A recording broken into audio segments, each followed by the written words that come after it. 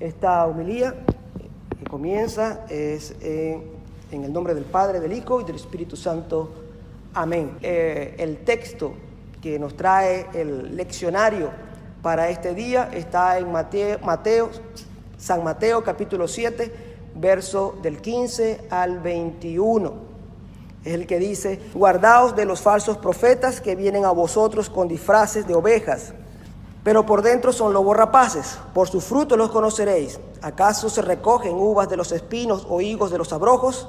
Así todo árbol bueno da frutos buenos, pero el árbol malo da frutos malos. Un árbol bueno no puede producir frutos malos, ni un árbol malo puede producir frutos buenos. Todo árbol que no da buen fruto es cortado y arrojado al fuego. Así que por sus frutos los conoceréis. No todo el que me diga Señor, Señor entrará en el reino de los cielos, sino el que haga la voluntad de mi Padre celestial, dijo el Señor. Nos mantenemos en el contexto de las semanas anteriores. Jesús está enseñando lo que se conoce como el Sermón del Monte, la más larga enseñanza impartida por él en sus 3 años de vida ministerial o pública. Y quiero comenzar resaltando de una vez la palabra pública, pues aunque en sus primeros 30 años no hay mucha información acerca de la vida de Jesús, una vez que él es bautizado por Juan el Bautista, salta a la palestra a cumplir su propósito, donde se mantuvo bajo la mirada examinadora, incluso podemos llamar una mirada inquisidora de todos, tanto de líderes como del pueblo en general. Y claro, también fue visto, observado por sus propios discípulos. Incluso en una oportunidad Jesús les pregunta a los discípulos: ¿qué dice la gente que soy yo? Después que ellos le dicen lo que la gente opina, él viene y pregunta: ¿y ustedes qué dicen? ¿Qué creen ustedes acerca de mí? La enseñanza de hoy no tiene que ver con la respuesta, pero sí quería utilizar ese texto para recordarles o para mostrarles de que es importante el testimonio que el ministro, que el sacerdote, que quien dirige, pues debe dar. Y sí es importante. No se puede uno simplemente escudar o ocultar detrás de el hábito o detrás de la sotana o detrás de lo que sea que muestre, indique a todos que uno está en un lugar de responsabilidad dentro de la iglesia. Justo antes del pasaje que nos ocupa, Jesús habla de la puerta y del camino estrecho. Eso está en el versículo 13. Porque ancha es la puerta y espacioso el camino que lleva a la perdición, y son muchos los que entran por ella. Mas qué estrecha la entrada y qué angosto el camino que lleva a la vida, y pocos son los que lo encuentran. Présteme mucha atención. Tanto la puerta como el camino son estrechos. No hay tal cosa como pasar por la puerta estrecha y luego andar por el camino espacioso. Quien ahora transita, quien ahora camina por el camino ancho es porque no ha pasado por la puerta correcta, no ha pasado por la puerta estrecha.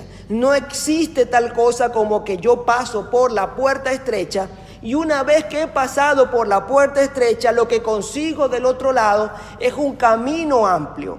Si usted está caminando por un camino amplio, lo que significa es que usted no ha pasado por la puerta estrecha. Aquí entonces, muy rápidamente nos encontramos con la primera reflexión de este día. ¿Por dónde estamos caminando? Teniendo claro que, y como enseñamos 2 semanas atrás, el modelo de comparación principal es Cristo mismo. No es momento de mirar a los lados. De nada sirve compararnos con el que está al lado, con mis amigos o incluso con algunos familiares. Es la palabra de Dios quien ilumina como lámpara nuestro camino, el camino que debemos transitar, por supuesto, con la ayuda del Espíritu Santo. De nada sirve en este momento mirar al colectivo, de nada sirve seguir o vivir como los demás, pues la mayoría no encontrará la anhelada entrada que conduce a la vida. De hecho, dice el Señor en este mismo verso que acabamos de leer, en el verso 13, dice: son pocos los que la encuentran. Tal vez alguno piense: ya viene el Padre a regañarme con alguna exhortación, a lo que yo tengo que responder: claro que sí. Ese es mi trabajo. Ese es el trabajo de un verdadero maestro, de un verdadero pastor, de un sacerdote y de un obispo. El apóstol San Pablo, en el capítulo 4 a Timoteo, él le recomienda, le dice: te conjuro en presencia de Dios y de Cristo Jesús, que ha de venir a juzgar a vivos y muertos por su manifestación y por su reino, proclama la palabra, insiste a tiempo y a destiempo, redarguye, reprende, amenaza, exhorta con toda paciencia y doctrina, porque vendrá un tiempo en que los hombres no soportarán la sana doctrina, sino que, arrastrados por su propia pasión, se harán con un montón de maestros por el prurito, es decir, comezón, picazón, de oír novedades. Apartarán sus oídos de la verdad y se volverán a las fábulas. Eso es lo que dice Pablo a Timoteo. Yo me atrevo a decir que en esas líneas encontramos las razones por las que muchos no encuentran la puerta estrecha. Y lo grave de este asunto es que mientras no encuentren esa puerta estrecha, jamás podrán caminar por el camino estrecho que conduce a la vida. Hermanos, en esto hay una responsabilidad compartida. Gente que solo quiere escuchar lo que le complace a sus deseos, y ministros que lo único que le interesa es complacer a esta gente. No están cumpliendo con la tarea que, según Pablo nos muestra al entregarle esta responsabilidad a Timoteo. Vamos a hablar un poco primero de la gente. La gente hoy se amontona en lugares donde le rascan la picazón que tienen en el oído, es decir, ganas de oír, o mejor dicho, la picazón del ego, de la vanidad. Van a escuchar palabras que le parecen dulces, pero que son engañosas, como miel mezclada con un toque de veneno, que mata el alma y conduce a la perdición o a la condena del espíritu.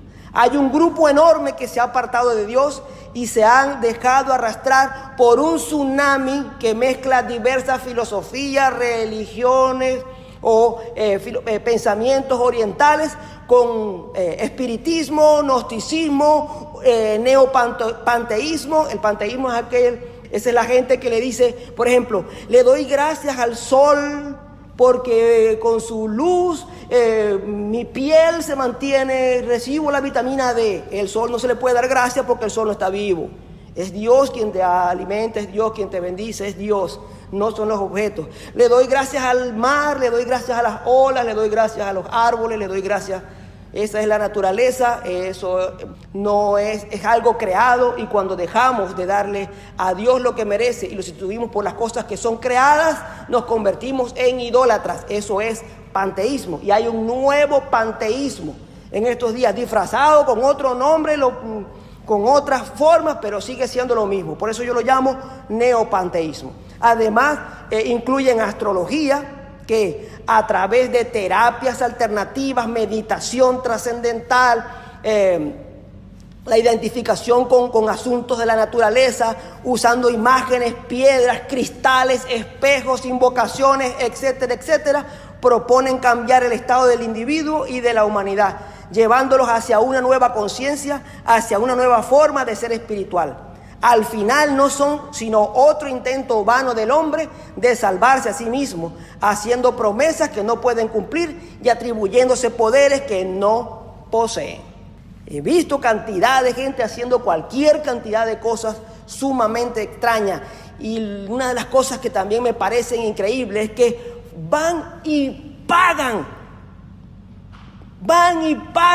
50, 75, $100, $200 para que les pongan unas piedras, unos cristales, y les digan cómo tienen que ponerlos dentro de las casas, para que les digan que sus problemas son por unos asuntos que quedaron inconclusos de unos familiares que de repente murieron, esto son unas generaciones atrás, y todo eso va en contra de lo que las escrituras enseñan. Y esta gente que enseña, que practica estas cosas, se hace llamar a sí mismos cristianos. No lo son, no pueden serlo, porque cristiano es el pequeño ungido, es decir, el que es como Cristo, el que sigue a Cristo.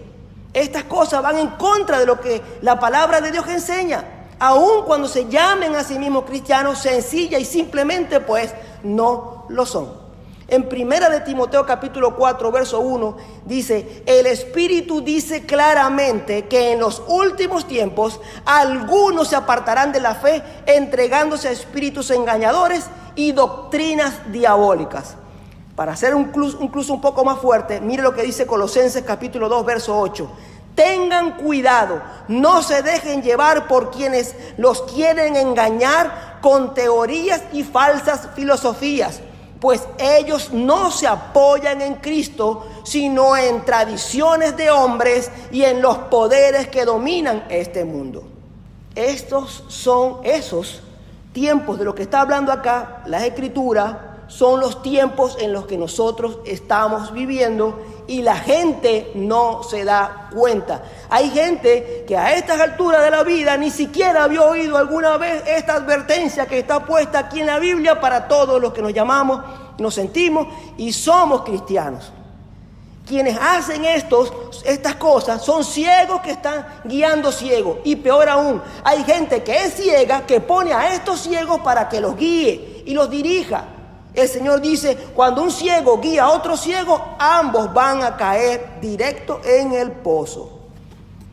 Sé que muchos han sido presa fácil de esta gente, ha sido presa fácil de estos que enseñan este tipo de cosas, pues habiendo sufrido pérdidas, decepciones, frustraciones, depresiones, han perdido el rumbo, son ovejas extraviadas que solo necesitan escuchar la voz del buen pastor para recobrar el rumbo y entonces seguirle. Pero hay otras que no atienden, han decidido su propio destino. El dinero, la comodidad, la falsa paz, en fin, su vientre es lo que los motiva. Su autosuficiencia fija el rumbo, su ego es el falso faro que hará que esa su nave en algún momento se estrelle contra las rocas. Y ojo, que la roca es Cristo. Pero hay algo más. Incluso aquellos que no se dejan engañar por estas vanas filosofías que conducen a la impiedad y acuden a la iglesia, este grupo tiene que también estar muy pendiente de otras advertencias que el Señor nos da. Mateo capítulo 7, verso 15, que es el que nos corresponde, dice: guardaos de los falsos profetas que vienen a vosotros con disfraces de ovejas, pero por dentro son lobos rapaces. Por sus frutos los conoceréis. ¿Acaso se recogen uvas de los espinos o higos de los abrojos? Hay que estar atento de los falsos profetas, maestros, pastores, sacerdotes y hasta de los obispos. Hoy, por todos lados hay de estos que solo enseñan lo que la gente quiere oír, que se preocupan más por la asistencia, por las comuniones, por las ofrendas y los diezmos, que por seguir las indicaciones del apóstol San Pablo. Predicadores que solo hablan de dinero, de pagar deudas, de comprar carros, casas y de viajes. Maestros que solo enseñan cómo escalar en el trabajo, cómo hacer prosperar su negocio, cómo relacionarte y ganarte a tu jefe. A la verdad, estos fueran los pocos si la gente no los buscara y los siguiera, porque, como dice la Escritura, son los mismos cristianos que se agrupan y van tras ellos. También sufren de la misma comezón que el primer grupo, solo que estos, en lugar de cristales e invocaciones, usan falsas declaraciones, proclamas y decretos para traer a existencia o a la realidad aquello que sueñan, aquello que desea su corazón y que por su naturaleza caída tiende a oponerse al deseo de Dios, razón por la cual son como golpes al vacío, no producen bien alguno. Dice el versículo: pedís y no recibís, porque pedís mal para gastar en vuestros deleites, dice el apóstol Santiago. Así que hay que evaluar a quien nos preside, a quien guía y enseña, no porque ostente el título de doctor u obispo debe ser suficiente para seguirle, y si se hace llamar apóstol, no espere más, salga de allí ahora mismo y busque otro lugar u otra parroquia. Por sus frutos los conoceréis. ¿Acaso se recogen uvas de los espinos o higos de los abrojos? Hay que estar muy atento a esta palabra del Señor. No se recogen buenos frutos del árbol malo. Pero, ¿cómo sabemos esto? Haciendo una comparación respecto a lo que de ellos dice la Escritura. su conducta debe mostrar las siguientes características. Dice en 1 Timoteo capítulo 3, es pues necesario que el obispo, es decir, quien dirige, quien enseña, quien guía, no importa que a qué iglesia vaya usted, si usted me está escuchando y usted tiene un pastor, pues esto habla de su pastor. Si va a una iglesia donde es un maestro, pues está hablando de ese maestro. Si va a la iglesia donde es un obispo, pues es un obispo. Si es como esta iglesia donde es un simple párroco, un sacerdote, pues esto se refiere al sacerdote.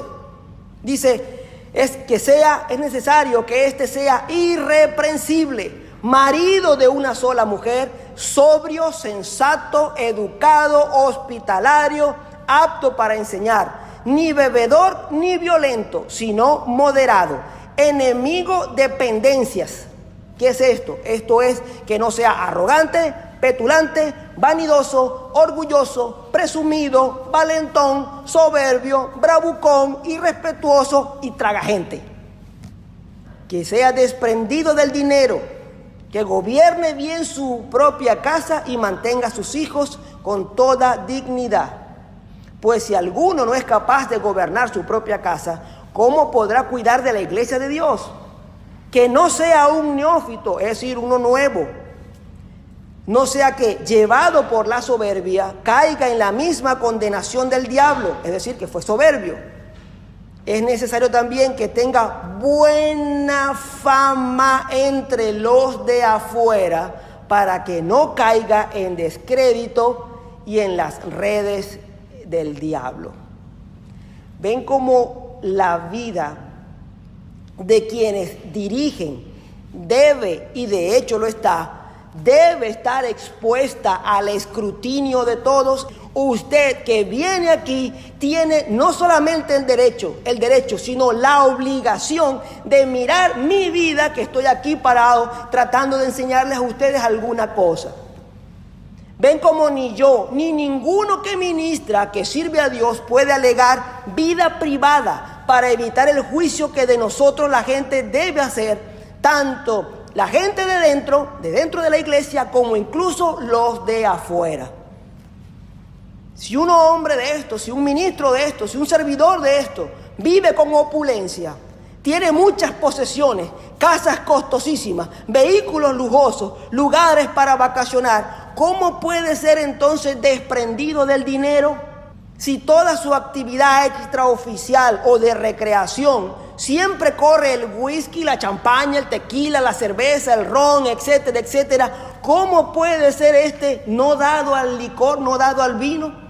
Si es casado, pero vive como si no, pues no respeta, no valora, no considera, no da el lugar y no ama a su esposa como Cristo amó a la iglesia, ¿cómo va a ser para enseñar eso a otro? Si es viudo o divorciado y anda de picaflor, saltando de mujer en mujer, unos disque disimuladamente y otros con descaro absoluto ante todo el mundo, ¿cómo podrá llamársele irreprensible? Hay que tener los ojos abiertos. Usted que viene aquí tiene que tener los ojos abiertos. Si va a otro lugar, el que me está escuchando que vaya a otro lugar, tiene que tener los ojos abiertos. No es una falta de respeto, es una obligación suya. Pero eso no es todo. Hay grandes ministros, entre comillas, que son como unos antiguos reyes. Esos son los que nunca tienen tiempo para escuchar a sus ovejas y ni a sus consiervos, ni a sus pastores, ni a nadie, ni a los diáconos siquiera tienen tiempo para escuchar. Tratan como súbditos a la gente que le ayuda, que Dios ha puesto a su lado para ser sus colaboradores. Los humillan, les gritan, les faltan el respeto. Y el que diga algo en contra de eso inmediatamente es señalado por insubordinado y comparado con Coré, aquel que fue tragado por la tierra al oponerse a la autoridad de Moisés.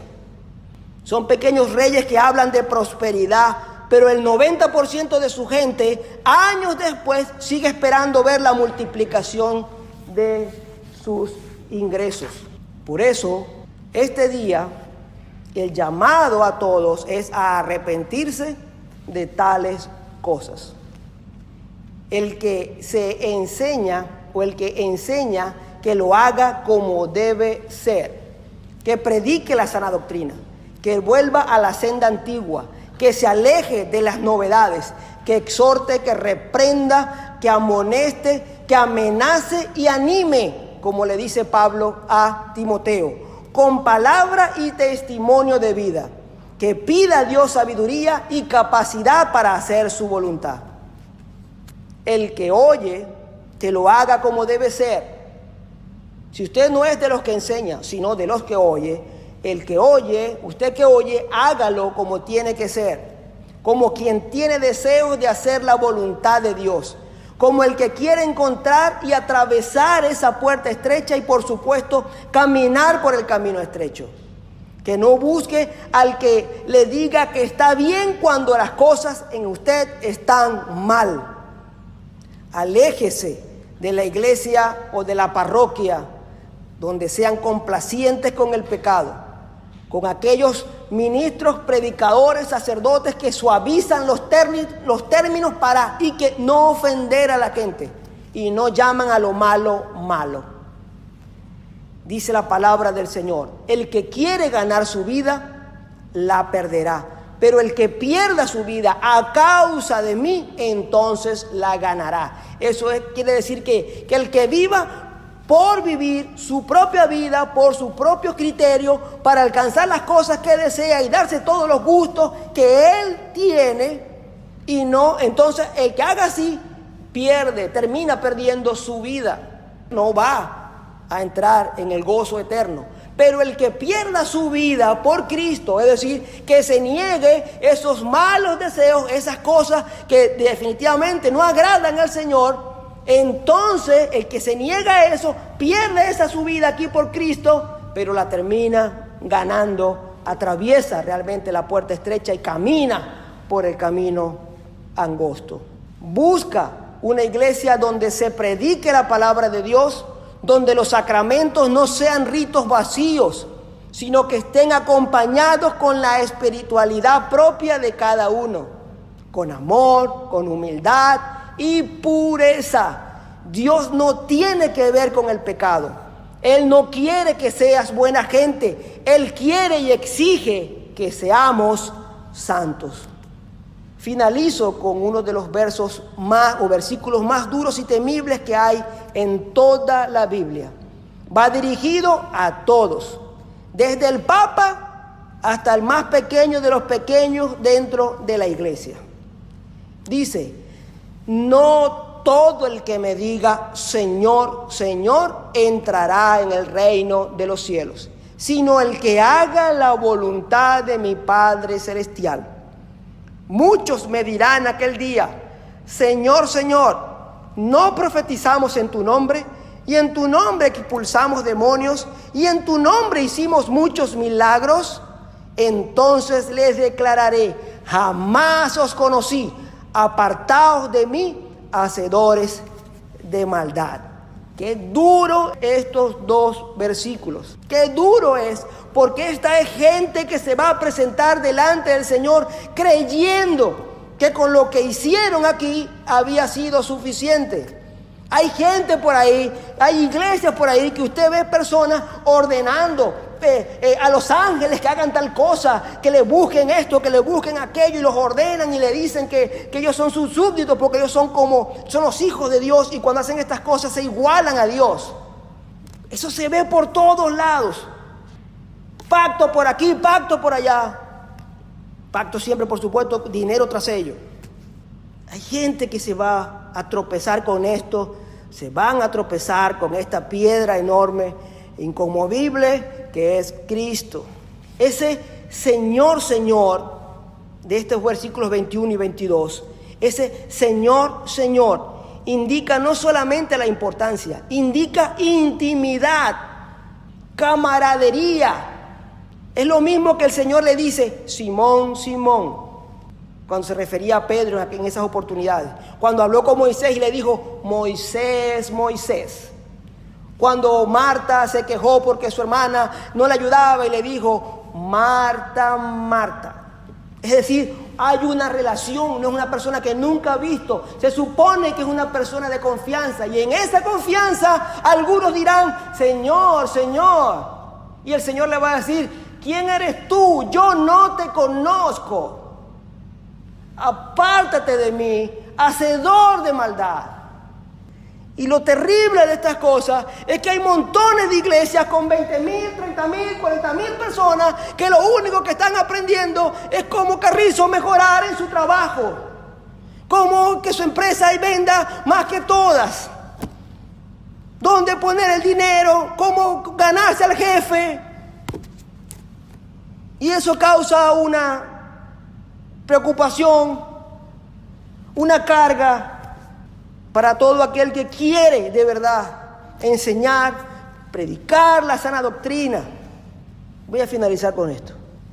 Recuerden y llévense en su corazón, en su mente, este pasaje donde Jesús dice, ¿por qué me llamáis Señor, Señor, y no hacéis lo que yo digo? El Señor está aquí y da la oportunidad a todos, como el buen pastor ha salido en busca de sus ovejas. Hay una invitación abierta a todos a venir a Él. Hay que atender esa voz de Dios, permitir que el Espíritu Santo haga la debida transformación en nuestras vidas y empezar a tomar las cosas en serio, sus cosas en serio. ¿Por qué me llamáis Señor, Señor, y no hacéis lo que yo te digo? Hasta aquí la homilía de este día.